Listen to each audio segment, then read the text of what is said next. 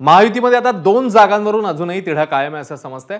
ठाणे आणि नाशिक लोकसभा जागेवरनं रस्सीखेच कायम आहे। ठाण्यासाठी भाजप आग्रही आहे तर नाशिकवरून तीनही पक्षामध्ये रस्सीखेच आहे। तर ठाणे आणि नाशिक सोडून संभाव्य जागा वाटप हे एबीपी माझाच्या हाती लागलेले आहे। महायुतीत शिंदेंच्या शिवसेनेला 13 जागा मिळतील अशी सूत्रांची माहिती आहे। तर अजित पवारांच्या राष्ट्रवादीला 5 जागा जात आहेत अशी सध्याची स्थिती आहे।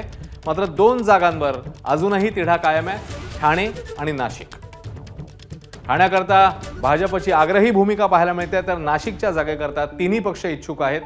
त्यामुळे या 2 जागी नेमकं काय होतं पाहणं महत्त्वाचं आहे। मात्र सध्या तरी या 2 जागा वगळता इतर जागी जवळपास आता एकमत झाल्याचं चित्र पाहायला मिळते असं सूत्रांचं म्हणणं आहे।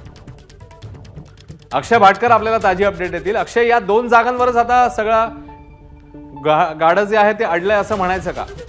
अश्विन, आपल्याला अतिशय विश्वसनीय सूत्रांनी ही माहिती दिलेली आहे, त्याच्यामुळेच आपण हे दावा करू शकतो की 46 जागांचा जो तिढा होता तो सुटलेला आहे आणि केवळ 2 जागांचा तिढा अजूनही बाकी आहे। यामध्ये ठाणे लोकसभा मतदारसंघ आणि नाशिक लोकसभा मतदारसंघ जे दोन्ही सध्या शिवसेनेकडे आहेत आणि त्याच्यामुळे सध्या त्यांच्यावरचा तिढा अजूनही तसाच आहे। सगळ्यात पहिलं म्हणायचं झालं तर ठाणेवर सध्या राजन विचारे हे सध्या खासदार आहेत जे उद्धव ठाकरे गटाचे आहेत। मात्र एकनाथ शिंदे यांचा हा गड मानला जातो आणि ठाणे या लोकसभा मतदारसंघात त्यांचा स्वतःचा देखील मतदारसंघ आहे, विधानसभा मतदारसंघ। त्यामुळे ठाण्याची सीट ही काही करून प्रतिष्ठेची सीट असल्यामुळे स्वतःकडे ठेवायची असं एकनाथ शिंदे यांचं मत आहे। त्यामुळे सध्या ती त्यांच्याकडे ठेवण्यावरून हा वाद आहे। तर दुसरीकडे भाजपचे 4 आमदार त्या ठिकाणी आहेत, त्यामुळे भाजप या सीटवर स्वतःचा दावा करते। दुसरीकडे नाशिकमध्ये जर बघायचं झालं तर गेल्या 2-3 दिवसापासून छगन भुजबळ यांनी देखील भेट घेतली होती मुख्यमंत्र्यांची। दुसरीकडे काल ठिय्या आंदोलन झालं होतं मुख्यमंत्र्यांच्या घराच्या बाहेर। त्यामुळे देखील सध्या नाशिक ही जी आहे सीट त्याच्यावरून एक वाद सुरू आहे। तो म्हणजे नाशिकमध्ये जे इतर आमदार आहेत त्यामध्ये 2 राष्ट्रवादी, 1 काँग्रेस आणि 3 भाजपचे आमदार आहेत। त्याच्यामुळे भाजप ही सीट स्वतःकडे घ्यायचा प्रयत्न करते। तर दुसरीकडे राष्ट्रवादी काँग्रेसकडून छगन भुजबळ हे इच्छुक आहेत, त्यामुळे ते देखील या ठिकाणी नाशिक हा लोकसभा मतदारसंघ स्वतःकडे घेण्यासाठी प्रयत्न करतायत। अशा प्रकारे या 2 शिवसेनेच्या जागा आहेत त्या स्वतःकडे घेण्यासाठी भाजप आणि राष्ट्रवादी रस्सीखेच आहे। बाकी सगळ्या जागा 46 जागा आहेत त्यांच्यावरचं जवळपास सगळं जे आहे जागा वाटप जे ते पूर्ण झालेलं आहे आणि येत्या 1 ते 2 दिवसात शेवटच्या 2 जागांवर चर्चा करून मग त्या जागांमध्ये काय अदलाबदल होईल ती अदलाबदल करून मग जागा वाटप जाहीर होईल अशी देखील माहिती सध्या आपल्याला मिळते।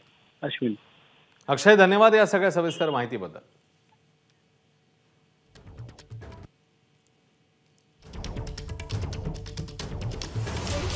तर शिंदेंच्या शिवसेनेला नेमक्या कोणत्या जागा सुटतायत? सूत्रांच्या माहितीनुसार 13 जागा आहेत। कल्याण, दक्षिण मुंबई, दक्षिण मध्य मुंबई या जागा शिंदेंच्या शिवसेनेला मिळतील अशी सूत्रांची माहिती आहे। याशिवाय उत्तर पश्चिम मुंबई, पालघर, मावळ या जागी देखील शिंदेंच्या शिवसेनेचेच उमेदवार असतील असं सूत्रांचं म्हणणं आहे।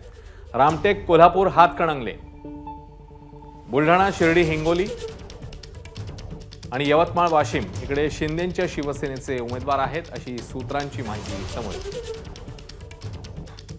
तर अजितदादांच्या राष्ट्रवादीला कोणत्या जागा मिळू शकतात? बारामती, शिरूर, रायगड आणि परभणीमध्ये महादेव जानकर हे लढू शकतात अशी माहिती समोर येते। एबीपी माझा, उघडा डोळे बघा नीट।